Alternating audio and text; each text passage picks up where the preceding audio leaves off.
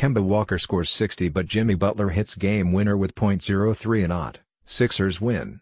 Was putting on a "how dare you leave me off your list of top free agents next summer" kind of show in Charlotte, dropping 60 on Philadelphia while, and trying to stop him. It was a virtuoso performance. And then Jimmy Butler did this. This is why the Sixers wanted Butler, or at least one reason. When it got to the end of games, Joel Embiid cannot really create his own shot. Ben Simmons can create, but his lack of shooting has defenders playing off him and daring him to take jumpers while clogging the lane. Can create a little, but that's not what he does. It is what Butler lives for. And it's not the only big play he made late. Look at this block and save on Walker to set up the game winner. Is still a member of the Houston Rockets, but for how long? Houston is, with no apparent buyers ready to step up to the plate. Meanwhile, the NBA community at large has been agog with potential landing spots for Carmelo. The most popular and obvious spot for Anthony to land is with the Los Angeles Lakers, a team made up of a veritable who's who of former stars from the past decade and a half of NBA basketball. For their part, the Lakers don't appear interested externally, and they don't have a roster spot for him right now anyway. When was asked about the potential of adding his banana boat friend, he even intimated as much. Via ESPN, "I have no idea, to be honest. That's not a question to ask me. Right now, we have 15 roster spots, right? We don't have a roster spot open right now, so that's not a question for myself." Of course, LeBron is being facetious in saying that he doesn't have say over roster changes. His entire career has been dogged by his sometimes undue influence in either trading for or getting his buddies resigned to his team. Still, Los Angeles does seem like the only realistic landing spot for Anthony at this time. One could see a situation in which LeBron, much as he has tried to resist, getting fed up with LA's middling play as the trade deadline approaches and forcing some kind of Anthony addition. But for now, Carmelo remains a Houston Rocket and the Lakers don't have a roster spot open. That's the story, and they are sticking to it. The confidence of continues to be a question, not just for Philadelphia 76ers fans but for NBA heads around the league wondering just when the former #1 overall pick will get back to his old college self. Fultz continues to struggle in the oddest ways. The sophomore guard was seen, which apparently led to another new routine at the charity stripe. In his latest change is one where Fultz does a little juggle of the ball back and forth before quickly moving into a shooting motion. It took many by surprise on social media, and reporters naturally asked Fultz about it. For his part, Fultz said that he's not going to change the routine because it appears to be working for him. Via Twitter, Markel Fultz on his new approach at the free throw line: "It's something I added right now. Just trial and error.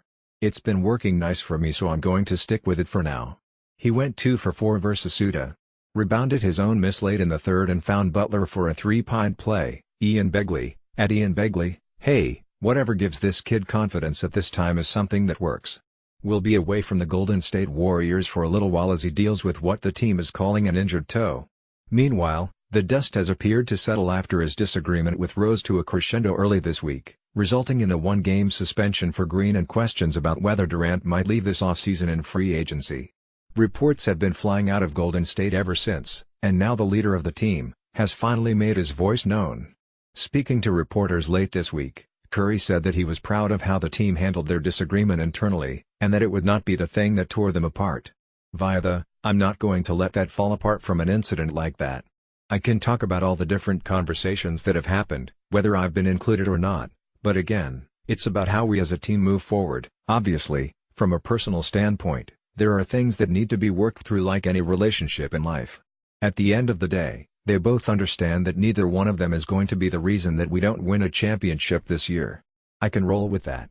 Those are certainly all the things you want to see from the franchise cornerstone following a dust-up like this. Whether it's actually true is another thing altogether, but we won't be able to make any judgment on that until Green returns to the floor.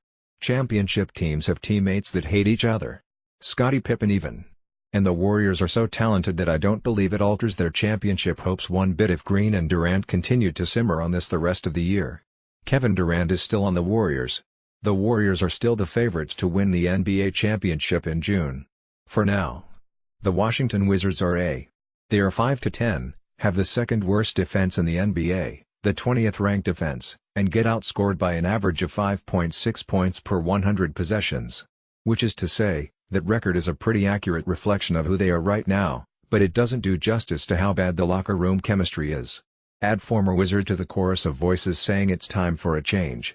After Dudley's Nets beat the Wizards, "I'm seeing a team that has been together too long," Dudley told NBC Sports Washington. "They haven't made progress, so it's time to change things over there. I think they have good players, but sometimes good players need different situations. For them, I think that it's tough the way the league is changing. They play two bigs," Dudley said about the combination of power forward and center. "In this day and age, Otto Porter needs to play more forward because he's tall enough, more spacing. I think they've had enough time, but they really haven't broken through," Dudley said. "I can see by the All-Star break or summertime one of these pieces moving. It's going to be good for them. If it's John, or Otto or Brad, one of them three, I think their next move is going to be good for both teams." A lot of people agree with Dudley. The Wizards should trade one of their big three.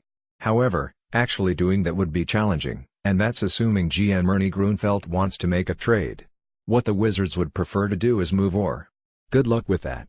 Wall is nearly impossible to trade because his designated veteran max extension kicks in season, meaning after this season he has 4 more years at an average of $42 million a season on his deal. Just to make it even more difficult, if Wall is traded at the deadline there is a 15% trade kicker, which would lead to a big bonus this season and a little more money down the line.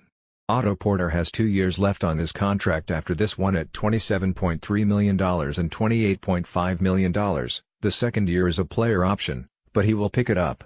This season Porter has been a pretty average player, 10.4 points a game, shoots 35% from 3, per of 13.8, slightly below the league average, on a max contract. That's the kinds of deals teams do not want to take on. The Wizards would need to throw a lot of sweeteners to even get another team to consider a trade. Washington, once again, came into the season talking big, Eastern Conference Finals, and with a confidence not warranted by past results. Reality has shown them something different.